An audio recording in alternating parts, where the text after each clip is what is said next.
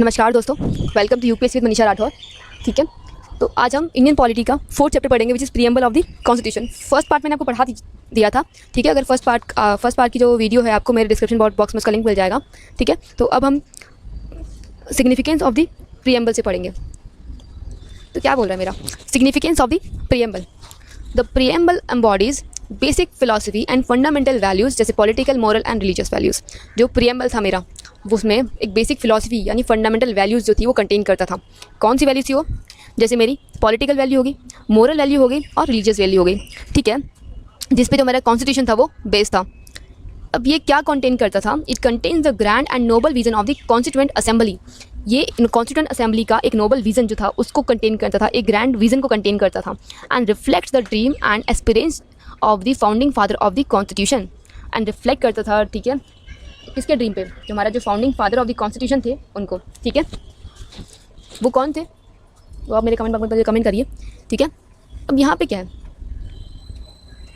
ठीक है, अब अगर हम सर अलादी कृष्ण स्वामी अय्यर जी की बात करें तो उन्होंने अपने वर्ड्स में बोला कि प्रीएम्बल के बारे में ही उन्होंने बोला था कि the preamble to our constitution express what we had thought और ड्रीम्ड सो। ठीक है, तो इसलिए इन्होंने ये बोला कि जो प्रीएम्बल हमारा कॉन्स्टिट्यूशन वो एक्सप्रेस करता है कि क्या हम थॉट करते हैं, क्या हम ड्रीम करते हैं, उसको एक्सप्रेस करता है। तो इसी बीच के हैं मुंशी जी जो कि ड्राफ्टिंग कमेटी के जो मेंबर्स थे। ठीक है, और जो हमारे मैंने भी सर अलादी कृष्ण स्वामी जी की बात की वो कॉन्स्टिट्यूएंट असेंबली के मेंबर्स थे। ठीक है, तो के मुंशी जी थे वो ड्राफ्टिंग कमेटी के मेंबर्स थे। उन्होंने क्या बोला कि preamble is the horoscope of the sovereign democratic Republic. जो प्रीएम्बल है मेरा एक होरोस्कोप है, किसका? सॉवरेन का। अब हमारा सॉवरेन एक डेमोक्रेटिक और एक रिपब्लिक का। ठीक है, देन पंडित ठाकुर दास भार्गवा जो कि कॉन्स्टिट्यूएंट असेंबली के मेंबर्स थे, उन्होंने क्या बोला? The preamble is the most precious part of the constitution. जो प्रीएम्बल है हमारा वो सबसे इंपॉर्टेंट प्रीशियस पार्ट है हमारे कॉन्स्टिट्यूशन का। ये सोल ऑफ द कॉन्स्टिट्यूशन है, ये की है कॉन्स्टिट्यूशन की। It is a jewel set, ये एक ज्वेल सेट है हमारे कॉन्स्टिट्यूशन का। It is a proper yardstick, एक यार्डस्टिक है proper with one can measure the worth of the constitution, जो कि हमारे कॉन्स्टिट्यूशन को वर्थ कर सकता है, उसकी मीजरमेंट कर सकता है। ठीक है, फिर क्या है कि सर अर्नेस्ट बाकर ये भी एक इंग्लिश पॉलिटिकल साइंटिस्ट थे। ठीक है, उन्होंने क्या बोला प्रीएम्बल के बारे में? उन्होंने ये बोला कि प्रीएम्बल इज़ अ की नोट। क्या है? की नोट है किसका? कॉन्स्टिट्यूशन का। और वो हमारे प्रीएम्बल से इतने इंस्पायर थे कि उन्होंने एक बुक ओपनिंग की थी। बुक का नाम था principle of social and political theory. 1951 में ओपनिंग की थी। तो उन्होंने फर्स्ट पेज पे ही हमारे प्रीएम्बल को छाप दिया। मतलब इतने इंस्पायर थे हमारे प्रीएम्बल से वो। ठीक है, फिर हमारे जो एम हिदायतुल्लाह जी थे जो कि फॉर्मर चीफ जस्टिस थे इंडिया के, उन्होंने बोला कि preamble resembles the declaration of independence of the United state. जो प्रीएम्बल है वो रिजेंबल करता है declaration of independence of the United State of America. ठीक है, कि इंडिपेंडेंस जो था वो कब डिक्लेयर हुआ यूनाइटेड स्टेट ऑफ अमेरिका का, but is more than declaration. ये बट जो प्रीएम्बल है वो डिक्लेरेशन से भी ज़्यादा बताता है। It is the soul of our constitution. उन्होंने भी सेम बोला कि जो कॉन्स्टिट्यूशन का सोल है, ये सेम किसने बोला था? ये इन्होंने पंडित ठाकुर दास जी ने भी यही बोला था कि it is the soul of our constitution which lays down the pattern of our political society. जो एक पैटर्न बताता है पॉलिटिकल सोसाइटी का, ये कंटेन करता है एक solemn resolve which nothing but a resolution can be alter. ठीक है, ये किसने बोला था? एम हिदायतुल्लाह जी जो कि चीफ जस्टिस ऑफ इंडिया थे। नेक्स्ट हमारा है preamble a part of the constitution. कि जो प्रीएम्बल है वो पार्ट ऑफ द कॉन्स्टिट्यूशन है या नहीं है? बहुत इंपॉर्टेंट क्वेश्चन है, प्रीलिम्स में बहुत बार पूछा गया, यूपीएससी में, पीसीएस में, इवन यूपीएससी में, स्टेट पीसीएस में भी क्वेश्चन पूछा गया कि preamble is a part of constitution और नॉट। कंफ्यूजन क्वेश्चन है, समझ लोगे तो आराम से आंसर कर लोगे इसका। ठीक है, अब क्या बोला है? The next question whether the preamble is a part of the constitution और नॉट।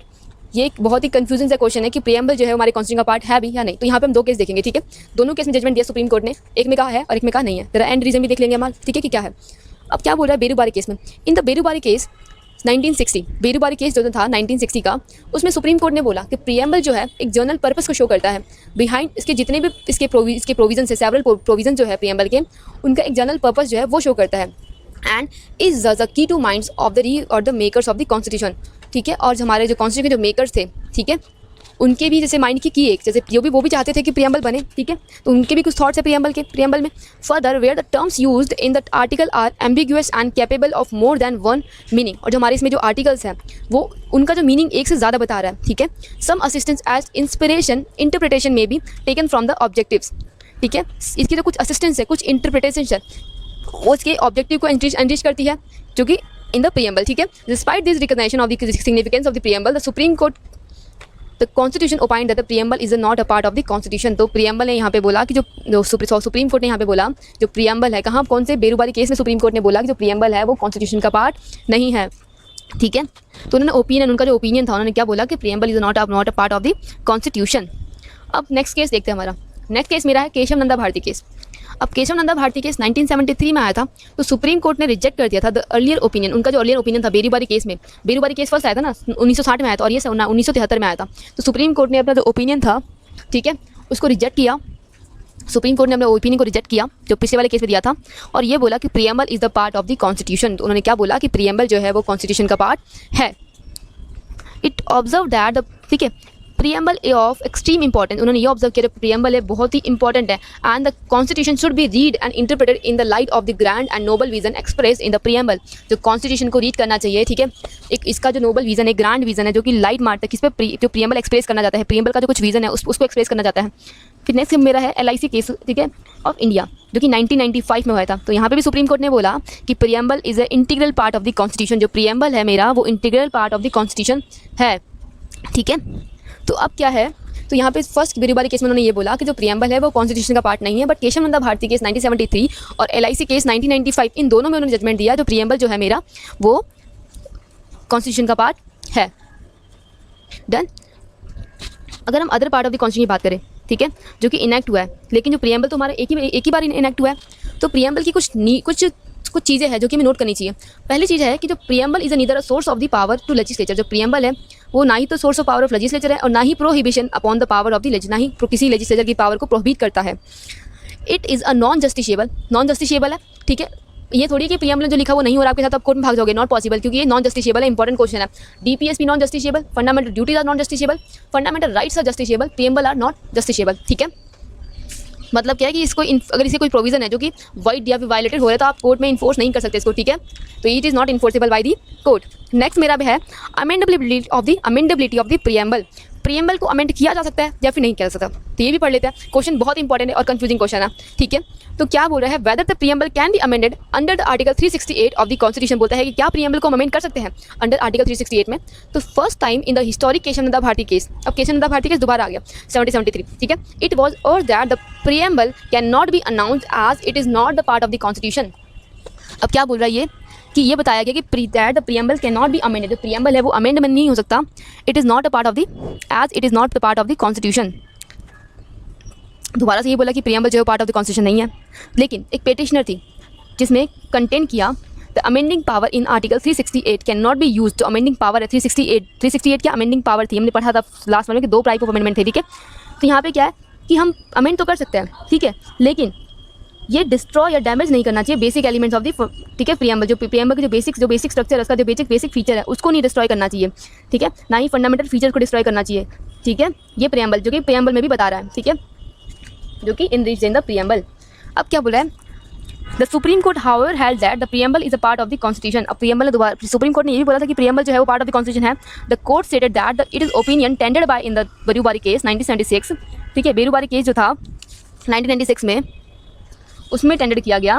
कब हुआ था, 1996 में हुआ था, 1960 में हुआ था। In this regard was wrong the held that the preamble can be amended. फिर उन्होंने बोला कि प्रीएम्बल अमेंड कर सकते हैं। बेरूबारी केस में क्या बोलता है कि preamble is not a part of the constitution, तो उन्होंने बोला कि प्रीएम्बल को अमेंड कर सकते हैं to the condition that no amendment is done to the basic feature. But ये कंडीशन होनी चाहिए कि किसी भी बेसिक फीचर में कोई भी अमेंडमेंट नहीं होना चाहिए, ठीक है।